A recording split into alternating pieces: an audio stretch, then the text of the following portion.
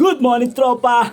For today's video, mga tropa, wala muna tayong rides, wala tayong comedy, dahil ngayong araw, kukunin ko yung pagkakataon para magpasalamat sa aming mahal na mayor, ay Mayor Dennis Hay. Bakit? Bakit? Can you imagine, tropa, bago magpasko, bawat miyembro o bawat pamilyang Pilipino ng Kabuyao ay nakatanggap ng 25 kilo na bigas. You heard it right, tropa. 25 kilo na bigas. Talaga nga namang masasabi nating bagong Kabuyao. At hindi lang yan, tropa. After a week, meron na naman dumating grasya. Alam niyo ba kung ano to?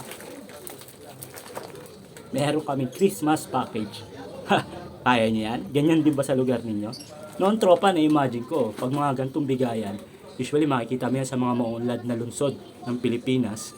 Halimbawa, Maynila, diba? Quezon City, Taguig, Makati. Pero ngayon, Kabuyao. Ngayon ko masasabi na ang Kabuyao ay maunlad na.